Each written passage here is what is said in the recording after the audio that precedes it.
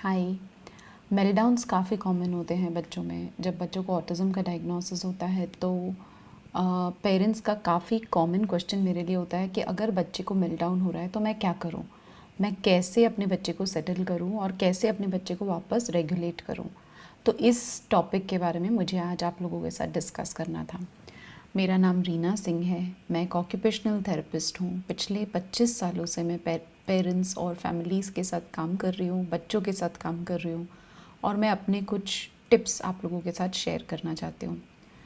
तो straight away topic पे चलते हैं।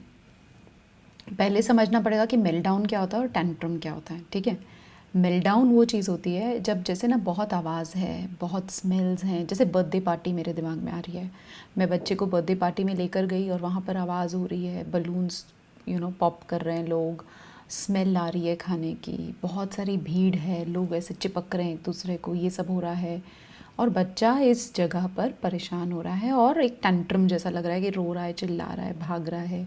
तो ये मेल्टडाउन, रोने लग जा रहा है, काफ़ी सारी बार ये हो रहा है।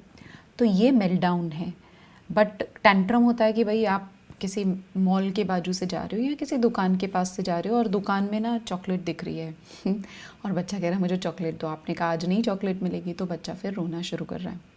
तो दोनों केस में बच्चा रो ही रहा है, चिल्ला ही रहा है। लेकिन जो पहला वाला जो मैंने कहा उसमें सेंसरी सिस्टम्स जैसे ना भर जाते हैं ऊपर तक, ओवरवेल्म हो जाते हैं जिसको कहते हैं, जिसके वजह से आपको ये जो मेल्टडाउन दिखाई देता है। तो बर्थडे पार्टीज़ हो गई, मूवीज़ हो गई, मॉल्स हो गए, मॉल के स्पेशली फूड कोर्ट्स हो गए, शादियाँ हो गई जहाँ पर हम बच्चों को लेकर जाते हैं। अभी जब मैं ये वीडियो बना रही हूँ तो अब अगर आप महाराष्ट्र में हो तो गणपति आएंगे, फिर दिवाली आएगी, दशहरा आएगा। बहुत मीठा खाते हैं बच्चे इस वक्त, सब रूटीन गड़बड़ हो जाती है, लोग घर पर आते हैं, आप दूसरों के घर पर जाते हो। तो ये सब टाइम पर जितना विजुअल क्या कहते हैं स्केड्यूल यूज़ करा जाए वो उतना फ़ायदा करेगा। बच्चे को पता होना चाहिए कि भाई क्या होने वाला है। तो ये सब मैंने अपने काफ़ी वीडियोस में एक्सप्लेन किया हुआ है, जिसका मैं लिंक डाल दूँगी कि विजुअली कैसे प्रिपेयर करूँ।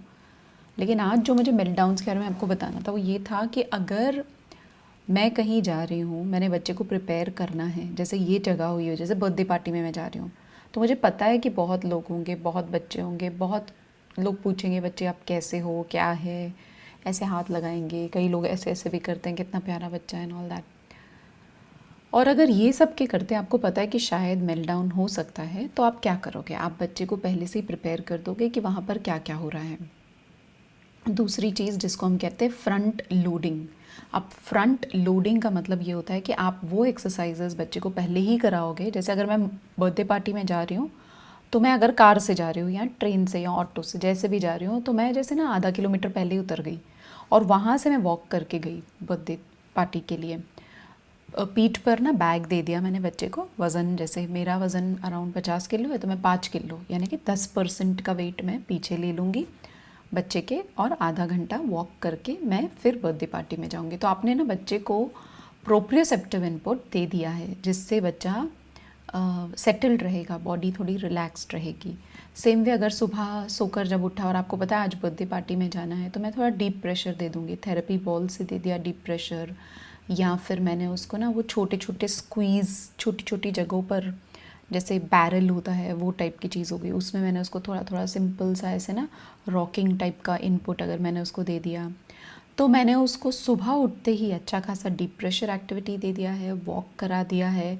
स्कूल ये बर्थडे पार्टी में जाने, स्कूल भी एक ऐसी जगह है जहाँ पर बच्चे ऐसे परेशान होते हैं। स्कूल स्पेशली रिसेस जो ब्रेक टाइम होता है।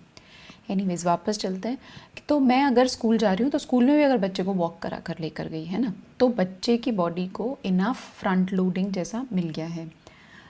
अब आप उधर लेकर जाओगे जहाँ पर सपोज़ आप जा रहे हो किसी शादी में, फॉर एग्ज़ाम्पल 20-25 मिनट आधा घंटा बच्चे ठीक रहते हैं, उसके बाद ज़रा परेशान होने लगता है। तो सबसे पहली चीज़ है मुझे समझना है कि मेल्टडाउन है या टैंट्रम है। ठीक है, तो अगर ये टैंट्रम है कि बच्चा ज़िद कर रहा है वो अलग बात है। मेल्टडाउन है कि भाई इतना ज़्यादा हो गया ना, मुझसे सहन नहीं हो रहा है, मुझसे मैं ना जैसे चप्पल की दुकानों में जाते हैं ना, तब स्मेल जो आती है ना, ओह मुझे ऐसा होता है कि यहाँ से बाहर निकालो मुझे। तो वो ओवरवेल्म हो रहा होता है, मैं मेल्टडाउन होने के पहले ही वहाँ से बाहर निकल जाती हूँ। तो बच्चे वो साइंस पिकअप नहीं कर पाते, तो आपको देखना होगा कि भाई क्या स्मेल ज़्यादा है, टच ज़्यादा है, क्या ज़्यादा है। तो वो पहले तो आप आइडेंटिफाई करोगे कि मेल्टडाउन है या टैंट्रम है। अगर मेल्टडाउन है तो आप उस जगह से बच्चे को बाहर लेकर चले जाओगे, वॉक करा दोगे। शादी में भी जब पेरेंट्स जाते हैं, मदर फादर साथ में जाते हैं, कई बार बच्चा जब वो लाइन में लगना होता है दूल्हा दुल्हन को मिलने के लिए, तभी बच्चे परेशान होने लगते हैं। तो मम्मी लाइन में खड़े, पेरेंट जो डैडी हैं वो वॉक करा कर बच्चे को फिर लेकर आते हैं। तो उससे बच्चे को वॉक करा कर लेके आने के भी पहले मैं आपको एक्टिविटीज़ बता देती हूँ। वॉक करा के मतलब पहले तो उस सिचुएशन से बच्चे को दूर करो, है ना, ताकि इतना आवाज़ शोरगुल सब कुछ हट गया और आप एक कहीं सादी सिंपल जगह पर चले गए।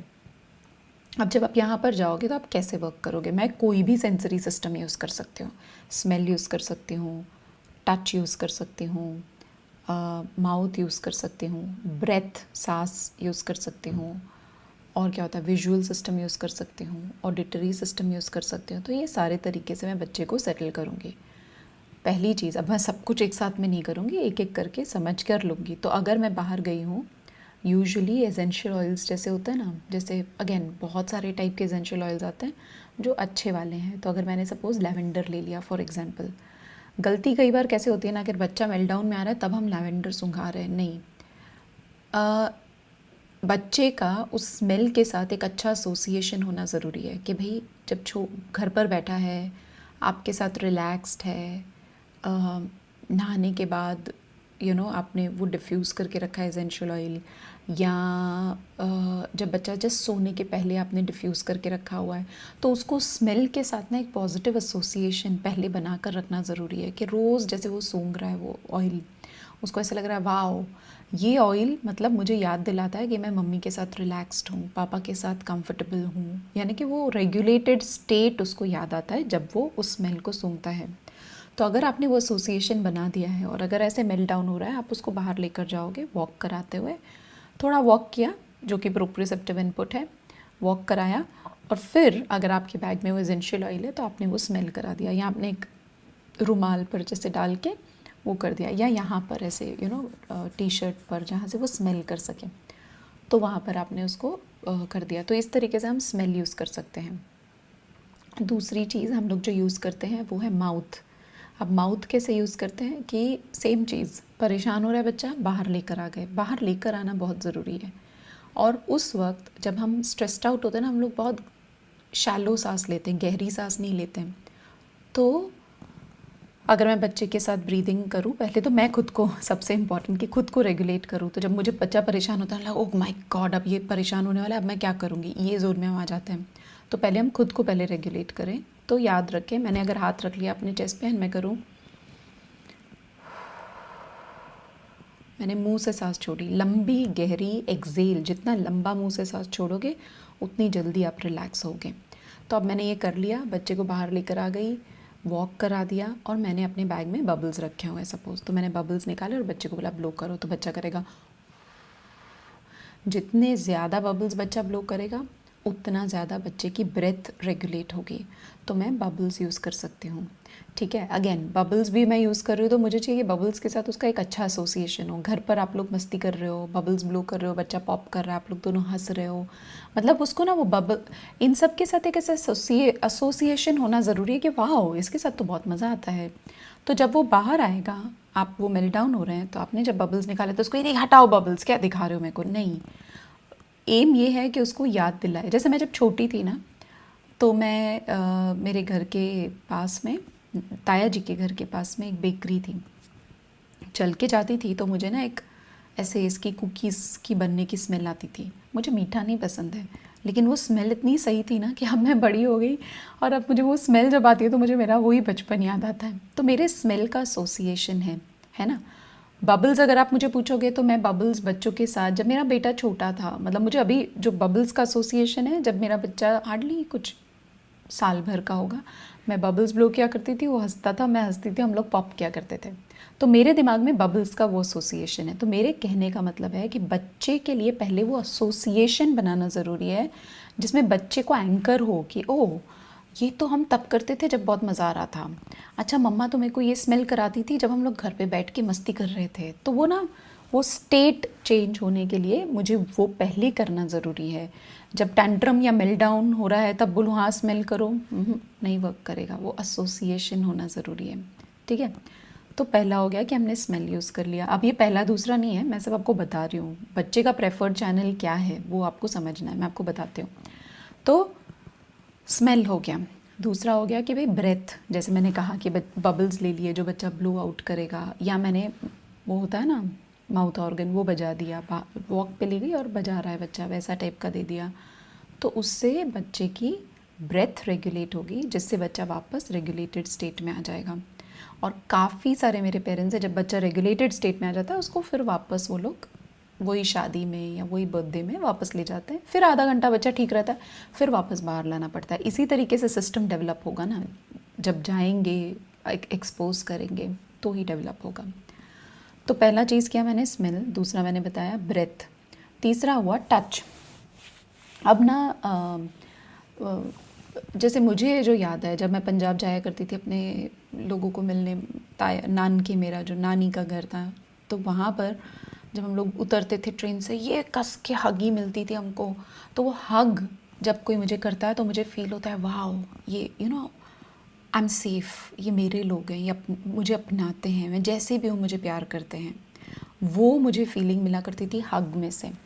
ठीक है, तो टच मतलब मैं ये कह रही हूँ कि दिन भर में अगर आपकी भाषा आपके बच्चे के साथ टच वाली भाषा हो, जब बच्चा बहुत अच्छा कर रहा है, गुड बॉय कितना अच्छा बच्चा है, या शाबाश कितना प्यारा बेबी है, तो बार बार अगर मैं ये कर रही हूँ और डीप, हाँ ऐसे हल्का हल्का नहीं, डीप, वाह कितना प्यारा बाबू है, ओ मेरा बच्चा, या फिर ऐसे करके ओ मेरा छोटा बेबी, तो मैं जब बच्चे को ये जो ऐसे प्रेशर वाली एक्टिविटीज़ दे रही हूँ, नॉट जस्ट कि भाई टेक्निक के हिसाब से, बट मैं उसको जब भी वो अच्छा कर रहा है तब वो डीप प्रेशर दे रही हूँ, सुबह उठ कर या डीप प्रेशर दे रहे हैं, लेकिन उसको मैं वो एक एसोसिएशन बना रही हूँ कि देखो मम्मा तुमसे बहुत प्यार करती है, मम्मा या पापा आपको बहुत प्यार करते हैं, हमको आप बहुत पसंद हो, और आप वो हर बार एक्सप्रेस कर रहे हो अपने टच वाले तरीके से।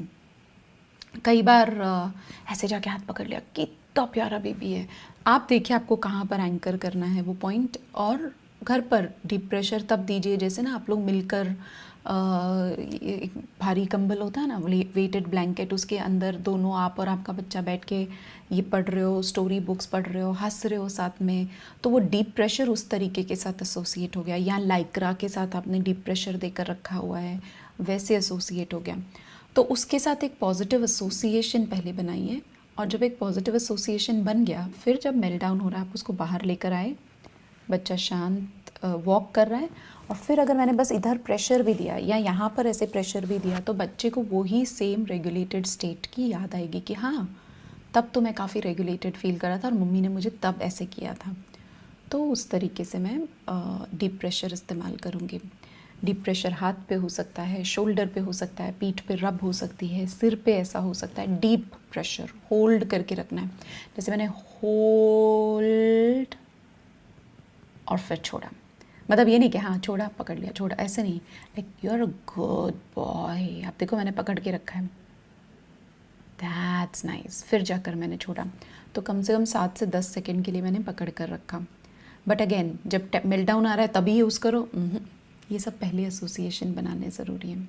ठीक है, स्मेल, ब्रेथ, डीप प्रेशर। चौथा चीज़ जो मैं यूज़ करती हूँ वो है ऑडिटरी सिस्टम। कई बार मेरे पास बच्चे आते हैं और वो लोग जब परेशान होते हैं, दूसरे सिटी से आते हैं, कई बच्चे दूसरे कंट्री से आते हैं मिलने के लिए, नई जगह होती है, मैं भी न्यू हूँ उनके लिए, तो पेरेंट्स ने ना कई सारे सॉन्ग डाउनलोड करके रखे होते हैं, जो कुछ किसी का इंस्ट्रूमेंटल सॉन्ग होता है, किसी का कोई एक पर्टिकुलर, हर बच्चे का अपना फेवरेट होता है, तो वो डाउनलोड करके रखे होते हैं, और जब वो मेरे पास आते हैं तो वो लोग वो गाना बैकग्राउंड में बजा देते हैं, जिससे ना बच्चे को ये फील होता है कि हाँ मतलब कुछ तो सिमिलर है, जगह बदली है, आंटी बदली है, सब बदली, लेकिन ये गाना सिमिलर है, उससे वो सेफ्टी जो घर पर महसूस करता है बच्चा वो फील करने लगता है।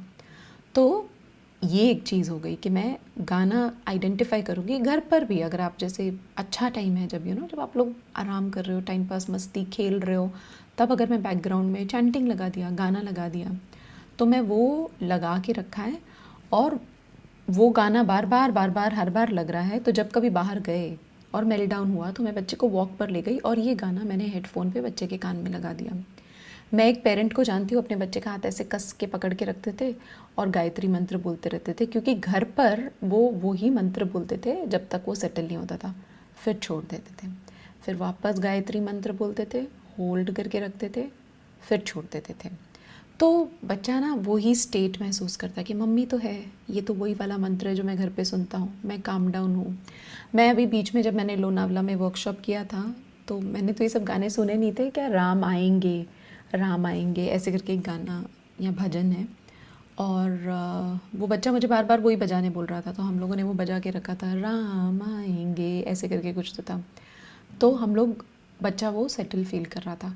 दूसरा एक बच्चा था, उसको कौन सा वो गाना था, ओरे पिया है, वो हमने लगा के रखा था और वही हम लगा रहे थे, ये सेटल्ड फील कर रहा था। तो हम ऑडिटरी सिस्टम भी यूज़ कर सकते हैं, या तो आप चैंटिंग कर सकते हो या आप काउंटिंग कर सकते हो।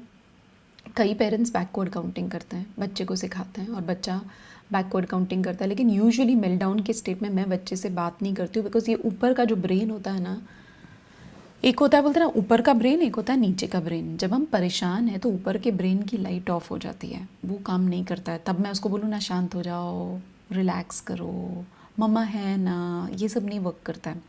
तब सेंसरी सिस्टम्स में जो हमने एसोसिएशन बनाए होते हैं वो वर्क करते हैं। ठीक है, मैं कई बार माउथ भी यूज़ करती हूँ बच्चों का। माउथ का क्या मतलब होता है कि मैं ना कुछ ऐसे चूइंग, जैसे ना रिदमिक चूइंग जो होती है ना, यानी कि हम चबा रहे हैं बार बार। गाय देखिए खाती रहती है ऐसे मुंह से निकाल कर, चबाती रहती है, वो उससे ना रेगुलेटेड फील करती है। तो नॉन शुगरी मतलब बिना शक्कर के च्यूइंग गम्स आते हैं जो हम बच्चे को देते हैं और बच्चा उसको च्यू कर सकता है, जिससे वो बेटर फील करेगा। अगेन इसमें भी सेम लॉजिक है कि सीधे मेल्टडाउन के बाद ये लो भाई च्यूइंग गम, नहीं, उसका एसोसिएशन होना ज़रूरी है कि भाई पहले जब बच्चा शांत था, रिलैक्स था, खेल रहा था, तभी कभी हमने वो च्यूइंग गम दिया है, और जब अगर दिया है तो मुझे फिर वो चीज़ याद दिलाएगी कि मैं सेफ़ था करके। तो रिदमिक च्यूइंग, कुछ चीज़ जैसे जो चबाते रहने से मदद होता है। क्रंची, कुछ कड़क चीज़ अगर बच्चा खाएगा तो उससे, क्योंकि यहाँ पर भी प्रोप्रियोसेप्शन मिलता है ना हमको, ऐसे करके जब हम काटते हैं तो ये प्रोप्रियोसेप्शन होता है, तो यहाँ से भी हमको वही सेम चीज़ मिलेगी प्रोप्रियोसेप्शन की। तो ये हो गया अपना चबाना, क्रंची चीज़ें हो गई, या च्यूइंग गम जैसा हो गया जो कि नॉन शुगरी है। अगर आपका बच्चा स्वॉलो कर लेता है तो not a good idea chewing gum देना। च्यूइंग ये आते हैं, नेकलेसेस भी आते हैं, च्यूइंग वाले ब्रेसलेट्स भी आते हैं, तो मैं वो दे सकती हूँ बच्चे को च्यू करने के लिए जब हम बाहर आ गए उस सिचुएशन से, वॉक कर रहे हैं। ठीक है, तो ये हो गया च्यूइंग।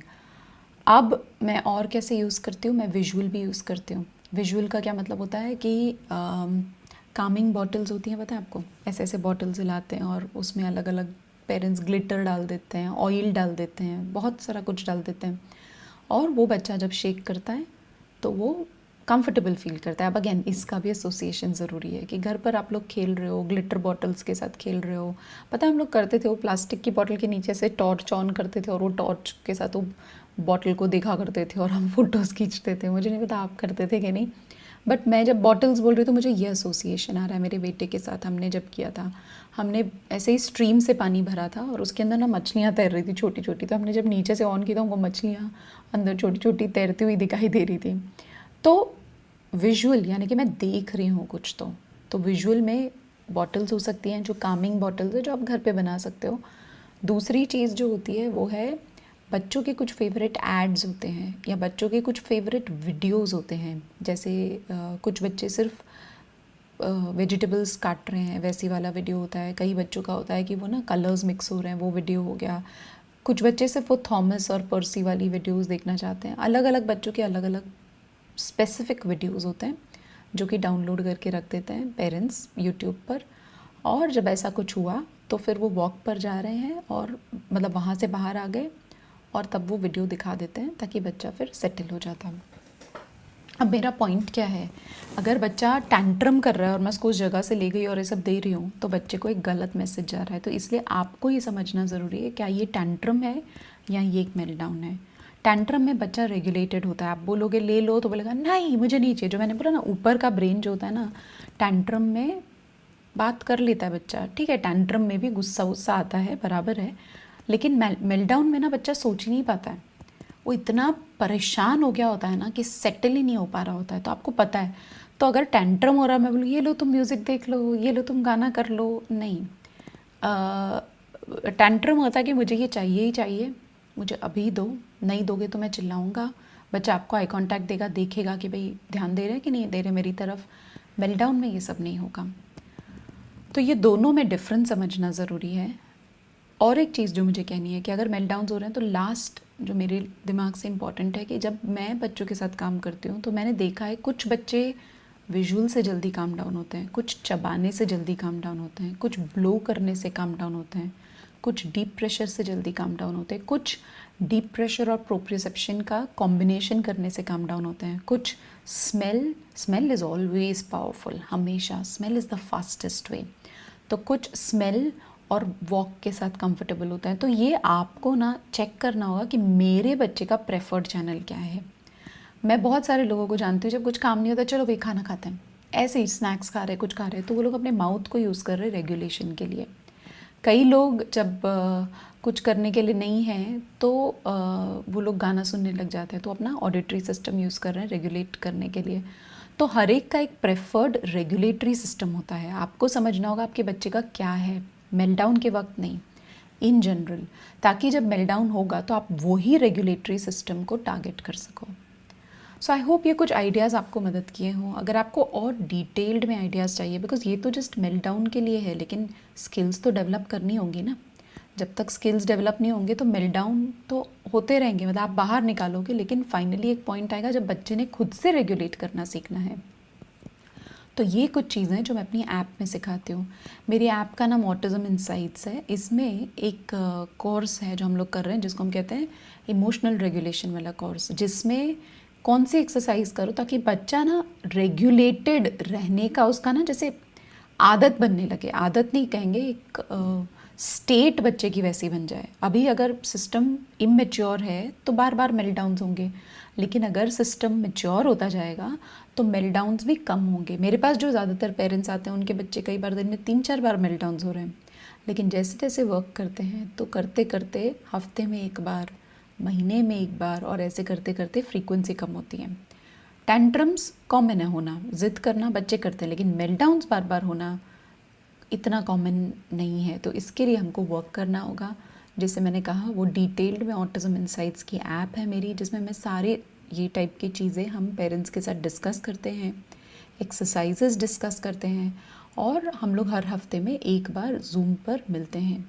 तो अगर आपने अभी तक इसका 7 डे फ्री ट्रायल नहीं लिया है तो आप ले लीजिए, और ऐप में मिलते हैं, डिटेल में डिस्कस करते हैं। तब तक आपको ये जो मेल्टडाउन्स के टिप्स दिए, इसमें से कौन सा टिप आपको सबसे ज़्यादा हेल्प किया, ये मुझे कमेंट्स में बताना। Thank you.